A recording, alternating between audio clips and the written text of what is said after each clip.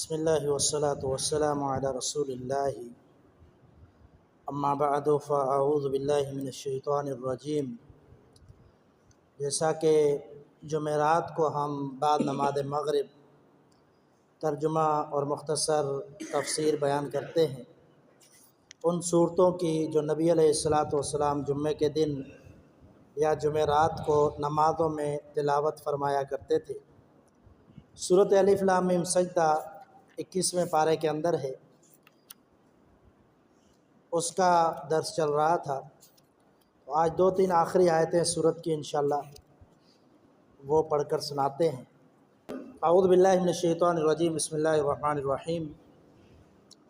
اولم یروا، کیا نہیں وہ دیکھتے، انا نسوق الماء الی الارض الجرز، کہ بے شک ہم پانی کو کھینچ کر لے جاتے ہیں بنجر زمین کی طرف، فنخرج به زرعا، پھر ہم نکالتے ہیں اس سے کھیتوں کو، تأکل منہ انعامہم وانفسہم، جن کھیتوں سے ان کے چوپائے بھی کھاتے ہیں اور وہ خود بھی کھاتے ہیں۔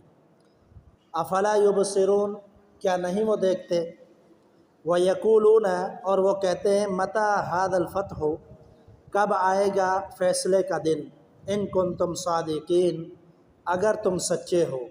قل، اے پیغمبر آپ کہہ دیجئے، یوم الفتح، فیصلے کا دن، لا ینفع الذین کفروا ایمانہم، نہیں فائدہ دے گا اس دن کافروں کو ان کا ایمان، ولا هم ینظرون، اور نہ ہی وہ مہلت دیے جائیں گے۔ فاعرض عنہم، پس آپ اعراض کیجئے ان سے، وانتظر، اور انتظار کیجئے، انہم منتظرون، وہ بھی انتظار کرنے والے ہیں۔ یہ 3 آیات جو ہم نے 4 آیات ہیں جو ہم نے پڑھی، مختصراً اس کی تفسیر یہ ہے کہ یہاں پر اللہ رب العزت نے پہلے اپنی نعمت کا تذکرہ فرمایا۔ اس سے قبل بھی اس صورت کے اندر ہم سن چکے ہیں اللہ تعالیٰ کی بہت ساری نعمتیں۔ یہاں بھی اللہ نے نعمت کا تذکرہ فرمایا کہ اللہ کی بہت بڑی نعمت ہے کہ اللہ پانی کو کھینچ کر بنجر زمین کی طرف لے جاتا ہے، بادلوں کی صورت میں، دریاؤں کی صورت میں، نالوں کی صورت میں، کوئی بھی صورت ہو۔ اس سے عام بات مراد ہے کہ بنجر زمین ہو، پانی کے بغیر زمین بھی کھیت نہیں اگاتی، تو اللہ تعالیٰ ان زمینوں کو آباد فرماتا ہے پانی دے کر، یہ اللہ کی نعمت ہے۔ اور فرمایا کہ یہ جو پانی جاتا ہے زمینوں میں، زمینوں سے جو کھیت نکلتے ہیں اس سے تم بھی کھاتے ہو، تمہارے چوپائے بھی کھاتے ہیں، چوپاؤں کی خوراک بھی وہاں سے بنتی ہے، جانوروں کی خوراک، اور تمہاری بھی خوراک زمین سے نکلتی ہے۔ افلا یبصرون، فرمایا کیا تم دیکھتے نہیں ہو، یعنی کیا غور و فکر نہیں کرتے، کیا سمجھتے نہیں ہو کہ اللہ تعالیٰ کی اتنی بڑی نعمت ہے۔ یعنی انسان کے زندہ رہنے کے لیے جو ضروری چیز ہے، کھانا پینا ہے، پانی ہے، یہ اللہ مہیا کرتا ہے۔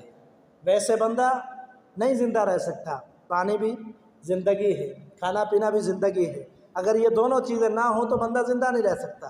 یہ اللہ نے بہت بڑے انعام اور نعمت کا تذکرہ فرمایا۔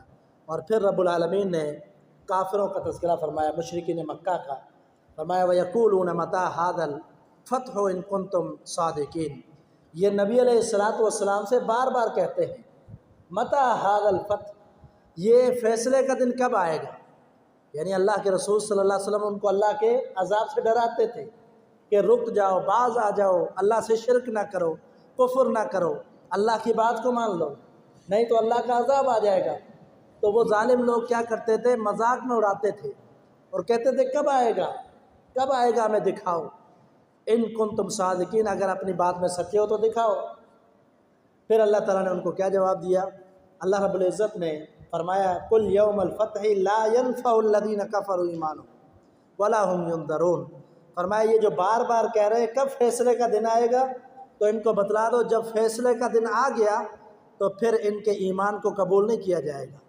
اس وقت اگر یہ کہیں ہم ایمان لاتے ہیں، ہم ڈر گئے، ہم خوف کھا گئے، ہم نے دیکھ لیا سب کچھ، عذاب بھی دیکھ لیا، ایمان لاتے ہیں، فرمایا اب فائدہ نہیں دے گا ایمان، اگر ایمان لانا ہے تو اب لے آؤ، اس فیصلے دن کے پہلے، فیصلے کا دن آنے سے پہلے ایمان لے آؤ، ولا هم ینظرون، فرمایا ساتھ میں ان کو مہلت بھی کوئی نہیں ملے گی۔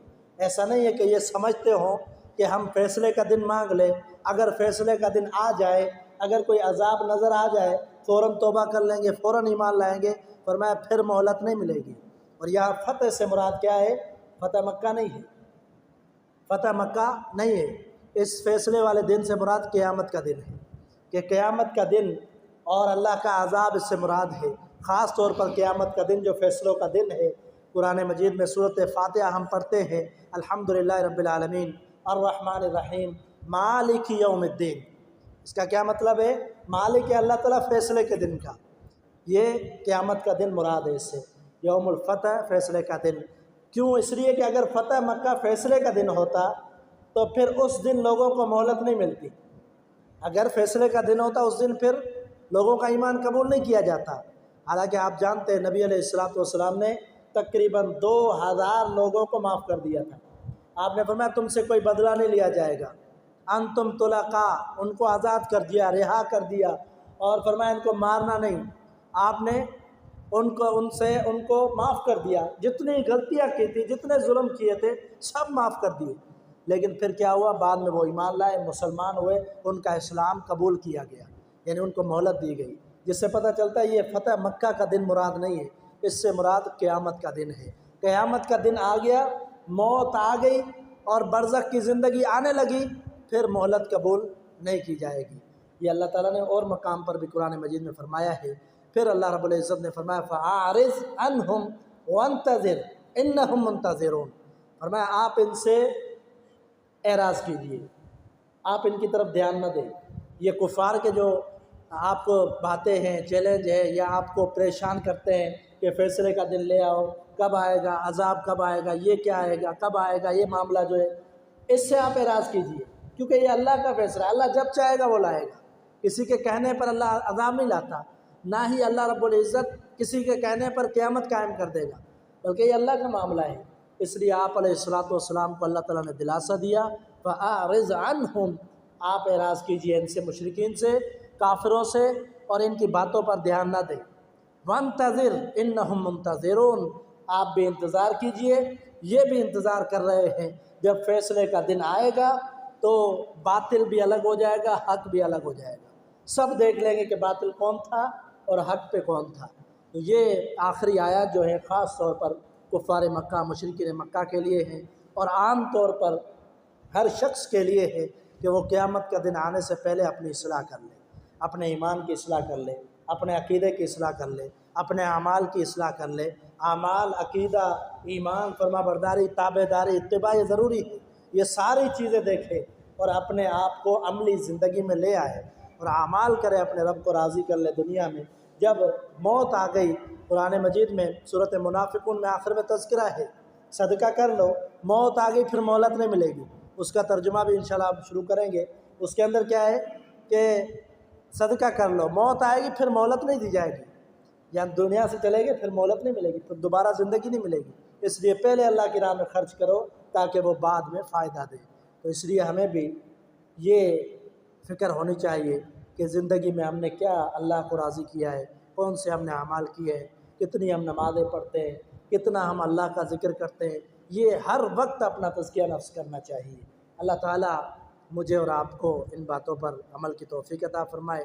انشاءاللہ اگلی جو صورت ہم شروع کریں گے وہ صورت کہف شروع کریں گے۔ صورت کہف نبی علیہ السلام نے فرمایا جمعے کے دن پڑھنی چاہیے، اس کے بے شمار فوائد ہیں، وہ بھی انشاءاللہ بیان کریں گے۔ صورت کہف شروع کریں گے، یعنی ہمارا یہ درس جو ہے ترجمے کا وہ ہوتا ہے جمعرات کو ایک دن، باقی دیگر دروس ہوتے ہیں شعبہ ایمان کے حوالے سے۔ جزاکم اللہ خیر۔